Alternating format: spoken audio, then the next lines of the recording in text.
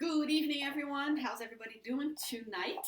We have a good 15 minutes talk, the psychology of spiritual joy. We have been speaking about different things, what the difference is between happiness and joy. I always start the show by making sure that we know the difference.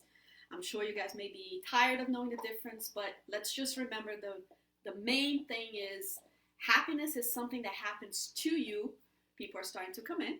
Happiness is something that happens to you. So you feel happy when something happens, and then happiness is an emotion. So you feel that emotion because something happened to you. Joy, on the other hand, is something that happens within you, something that you have conquered, something acquired. So joy is usually from something that you have done to others, something that you already have inside of you. It's something spiritual. It's something that you have conquered peace. You have conquered a union with the divine. And that brings joy. That's why Jesus rarely talked about happiness, but he often spoke about joy. And we have to really aim at having both happiness and joy because we should want things happening to us that brings us that emotion. However, our goal is to always have a spiritual joy, a feeling of fullness inside. And that's the whole point about spiritual joy. I always have to like to say that spiritual joy is our relationship with God. The more you are attuned with God, the more joy you will have, not feel, but you will own it. And that doesn't mean that you won't feel sadness, because sadness is a feeling. It's not a conquest. Joy is a conquest, and that's something that is within you. So very important to say that. And today we're going to talk about joy is incompatible with fear, because I like to use an example, and today I actually talked about this example. There's a lot of fear because we're living in moments where, especially the media, will thrive sometimes. I hate to say this word thrive on it, but that's what brings, unfortunately, it brings a lot of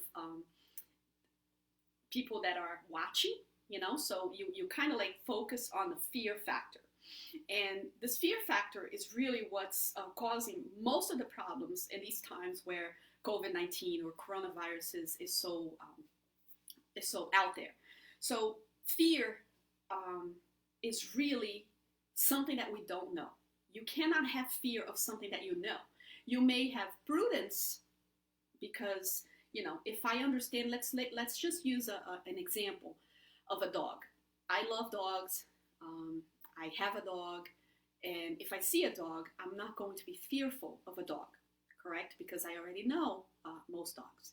However, someone who has never really dealt with a dog, and a dog comes running towards them, their feelings of being fearful for that dog is much higher than a feeling that I would have seeing a dog running towards me. Because this person has a big unknown. They don't know how a dog behavior is. They don't know if the dog's going to bite. They don't know anything about it.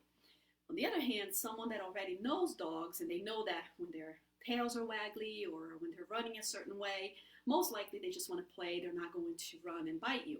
Then you don't have the fear element. So it's very important for us to know that you only fear what you don't know. When you do know, let's say that I did see a dog and it is has big teeth, it's hungry, it was raised to attack, right? And then I see it running towards me.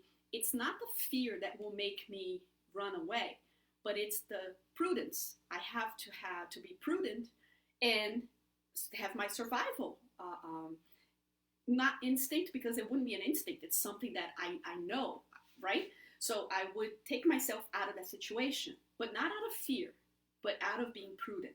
So we have to remember that a person that's full of joy will not be full of fear, because a person full of joy is attuned with God. So if we think about it, right? If we think about the coronavirus. Oh, by the way, my dog just walked by. You might see him. I'm not sure he's going the other way. But anyway, a person that may think, oh, corona, it's something that brings me fear. It could, because we don't know about it. So what we don't know may fill us with fear. However, if we also work on joyfulness and spiritual joy, we are attuned with God. We have trust and we have surrender in the Lord, correct? And if you have trust and you have surrender, you know that, let's put quote unquote, he has your back, right? So when we first hear and we say, oh my goodness, coronavirus, okay, well, okay, then my fear is what? That I'll get it. Okay, so the probability is you won't, right? The vast probability is that you will not get it if you follow things that you should be following. But let's say you follow everything and now you get a positive response. You have a positive test. Why is it that we already think, oh my goodness, the worst happened? Well, the probability is that 80% of the people that have it will have very light symptoms. Why did we already put ourselves on the 20%, right? Of the ones that will have very bad symptoms. That's the whole point of working this joyfulness. Joyfulness means I am attuned with God. My worry is more about us than me, right? So what I do is, let's pretend that now I am going to be one of those 20% or worse, a few that will not make it. And there are. And the point here is not to minimize at all the severity of the situation, but to encounter it with still this feeling that everything is under our master and that nothing will happen without his blessing. Deborah, so you're telling me that I shouldn't be fearful of death? Well, my friends, that's exactly what I'm saying. If you are going to work your spiritual joyfulness, it becomes less about your personal fears and more about everything, the togetherness of all. And if we are to be spiritists, and if we have studied the codification or part of it, we will know that there is no end with death. We will be in a different place. Is that supposed to be a talk to make me feel better? No, it's made to be a talk for you to fully opt to really study and embrace spiritual joy. So you make the decision if that would bring you this relief, at least, to not be fearful of the unknown.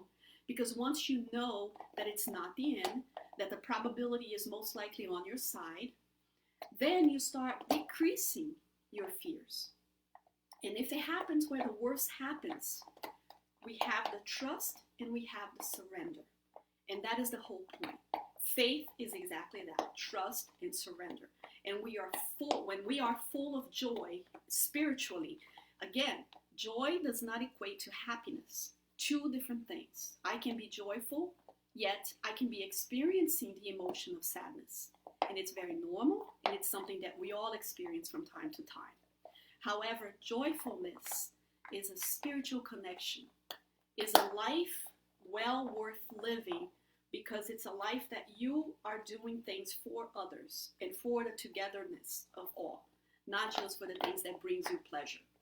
So that is why I like to focus on joy and not happiness alone. Happiness is a good thing, by the way. Don't want to take that apart, take that away from anyone. Another thing that I wanted to say is prudence. Today, actually, excuse me, I have had some paperwork for a long time and I was waiting for the right signatures.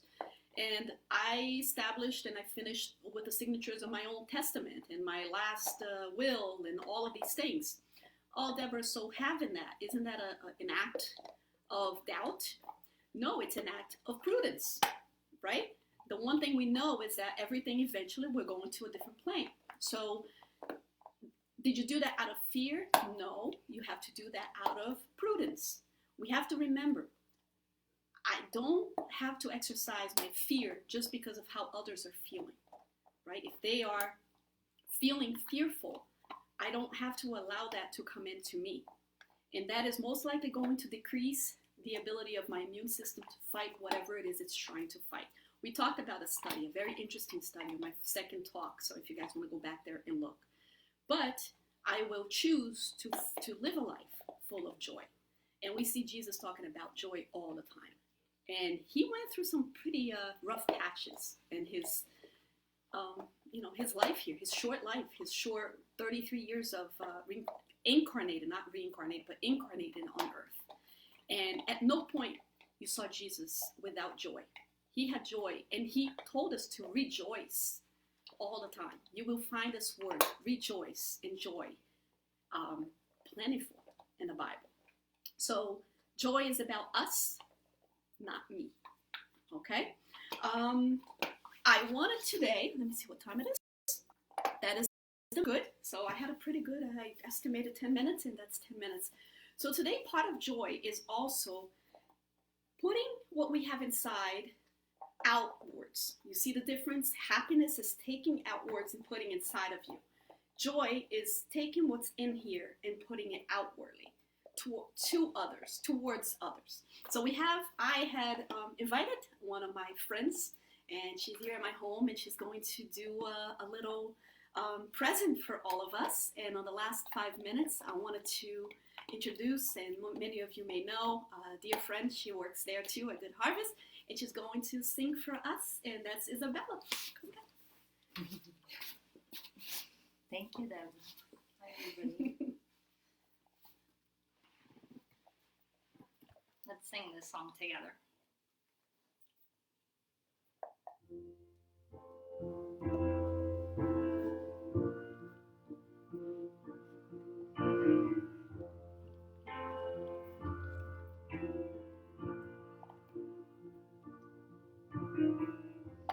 Imagine there's no heaven. It's easy if you try. No hell below us. Above us only sky. Imagine all the people living for today. Imagine there's no countries. It isn't hard to do. Nothing to kill or die for, and no religion too. Imagine all the people living life in peace. You may say that I'm a dreamer, but I'm not the only one. I hope someday you'll join us, and the world will be as one.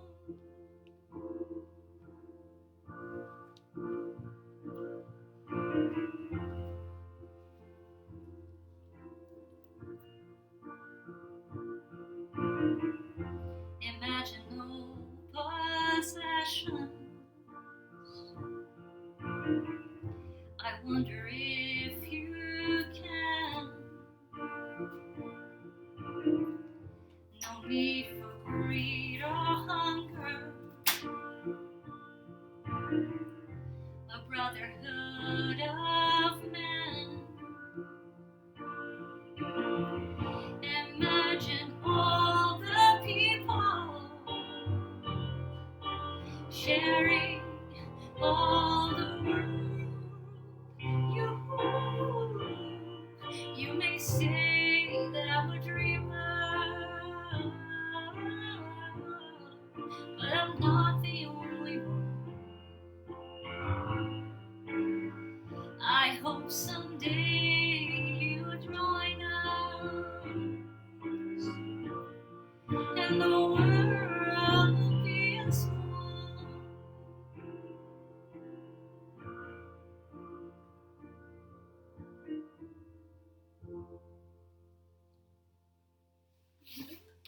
Thank you. Was it a gift or what?